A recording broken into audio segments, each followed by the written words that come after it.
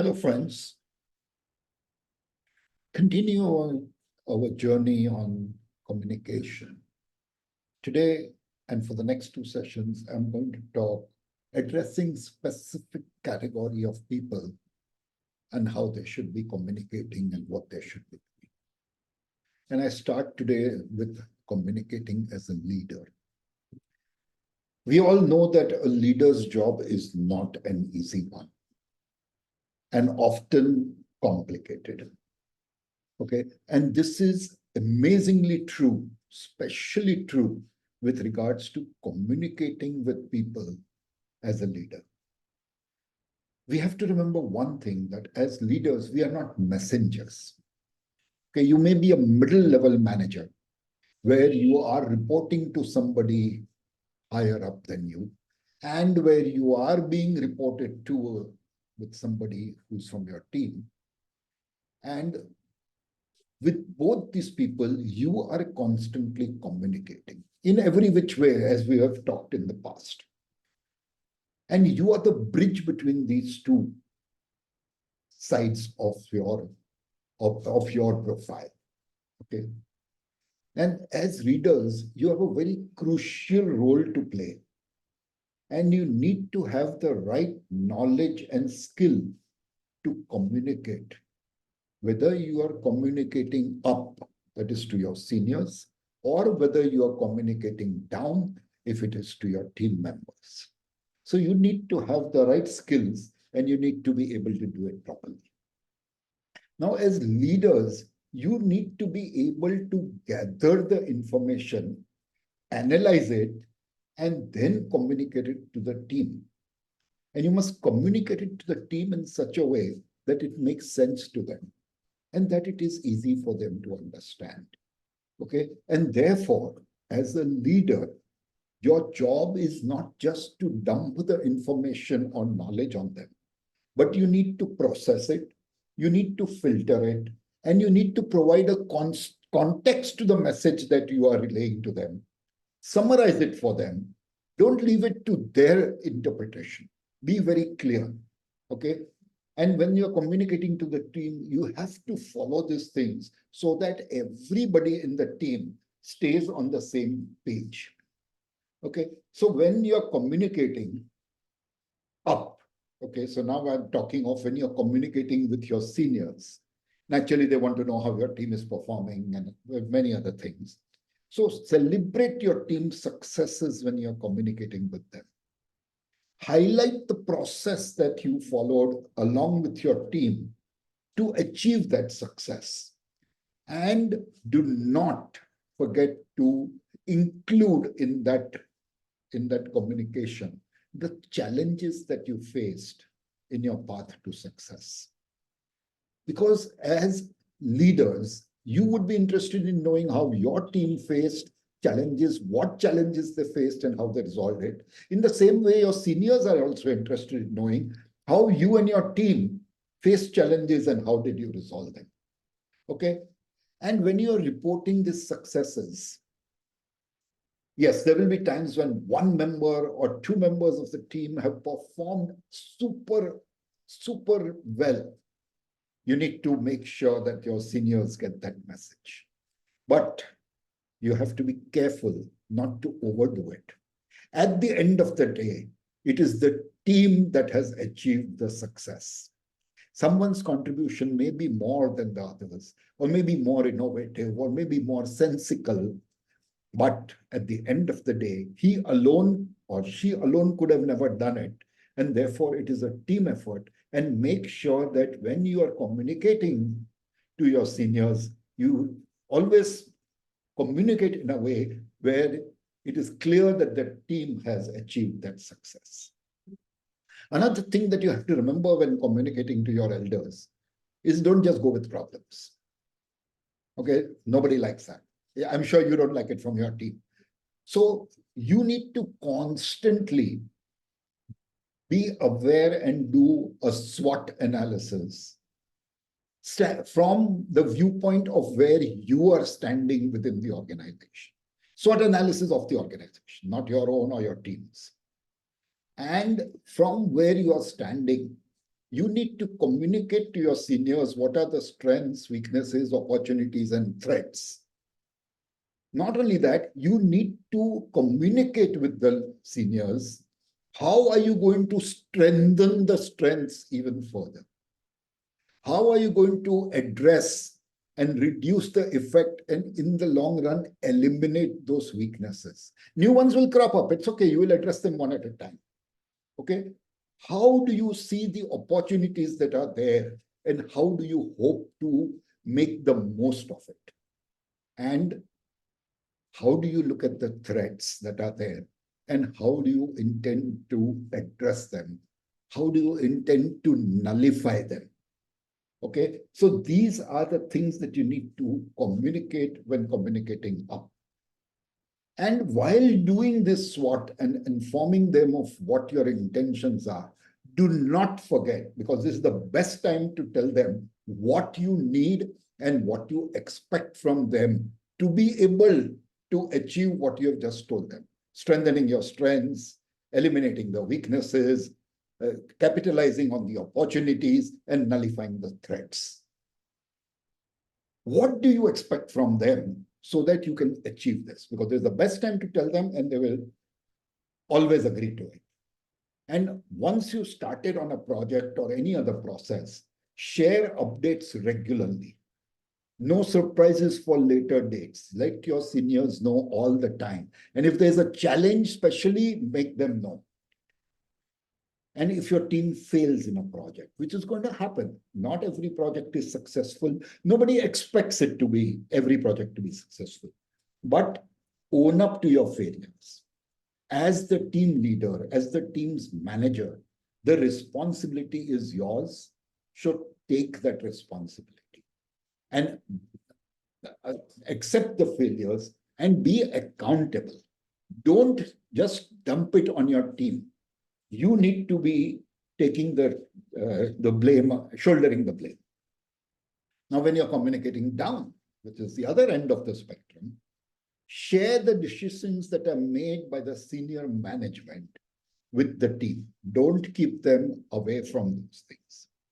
There will be times when you may not agree with the decision that the senior management team has taken. Maybe because you're not in know of all the situations or the circumstances that have made them take the decision, or all that they have in mind when they have taken the decision. They're not being fully transparent. Sometimes they cannot be fully transparent with you. But even if you are not in agreement, make sure that when you are conveying it to the team, you offer it in a rational manner. You offer the context and you offer them the knowledge of the potential impact that that decision is going to have on the organization. And when you're talking to your team, again, share updates. It's great to keep everybody in the loop and on the same page. And when you're talking down to your team, well, that didn't come out very well. And when you're talking to your team, you have to specially make sure that you share updates regarding organizational changes, even more so if they're going to affect them in any way. New hires that might happen, new promotions that might have happened, and the churns that happen. There will always be a time when somebody from some team is going to leave, which might impact your team's functioning. Make sure that they stay informed. And also make sure that your team stays informed on the business that you are in, whether you're coming out with new products or whether there are new products in the market which is going to affect you, whether you new markets that you are addressing, whether there are any market challenges at that time which could affect your performance. Okay, so these are things you have to remember, especially when you're talking to your team. But now there is the general thing. I'm now coming to the general. Whenever you're talking to anybody, whether it is up, down, equal, doesn't matter. There are certain things that you need to remember when you're communicating to anyone. The first and foremost and most critical, according to me, is to be relevant. Don't go on telling them things that don't matter. Be relevant. Tell people the things that are going to impact them. Tell them what they need to know. Don't Don't flood them with jargon and then expect them to find the right thing that they need to know. And make sure that you inform them in whatever extent and limit you can. You may not be able to be very transparent, inform them about everything, but what they are definitely curious to know about. So these are things, be relevant whenever you are communicating with them. And always be authentic when you're communicating. That's the second most important thing. Do justice to the info that you are sharing. Okay, don't just dump info onto the person to whom you are communicating. Okay, and especially if it is negative information, make sure that you're empathic when you're and human when you are giving them that information. They will have questions in such situation. Be sure that you reply to those questions in utmost honesty, and if necessary, encourage discussion so that his mind stays clear and his doubts are laid to rest. Be transparent. Now, when I say be transparent, that doesn't mean that, oh, okay, you have to tell them everything that you know. No. Always remember the need to know basis. But be transparent, and being transparent here, what I mean is be honest and authentic in whatever you are conveying to them. And if you're not able to share certain data, certain information with them, which they know is there hanging and which they know you are aware of, please don't ignore their query, but explain to them that there are certain limitations because of which you cannot share that information with them. Knowing that, they will realize that, okay, at least you are not hiding the fact that you know certain things. You cannot share it, they will appreciate that. Okay. And whatever they are curious about, you have to clarify it to the largest extent possible. Okay. And be clear in your communication. Amply clear. Don't leave anything where they have to interpret it, and there is a chance that they will interpret it differently from what you are trying to convey. Okay. And this being clear is especially difficult in times of trouble, in times of crisis. Okay. And it's not because you are not communicating properly. More often than not, it is because that person's mindset is such that he's not willing to interpret things and understand things in the right way. Okay. But once you are very clear with them and you explain to them, trust me that you will get an understanding from them. Okay. Everybody is reasonable if you give them an opportunity. And you will get a buy-in from your team because they are very clear about what is this thing, and you will get more commitment from the whole team. And all these three things together are the path to success. So remember, it's what and now. That's not just the end of everything when you're communicating. Always address the why. And therefore, we say that the what and how should always be followed by a because. Explain why. Yeah. Then I think we spoke about this. One of the best ways of communicating is to be assertive. I think we spoke in the last lesson. And what we mean by being assertive is that you communicate your thoughts, your needs, your opinions, and your goals very, very clearly. And not only communicate, ensure that they are understood. So if there is more of how, why required, please do it. Please discuss it. Please address all the queries, but be very clear and make sure that they understand it. Express your views very clearly and directly. Don't beat around the bush. Okay? Be confident and self-assured. Respect yourself when you are giving this. Okay? Be honest, and others will take you seriously, and they will respect you all the more for it.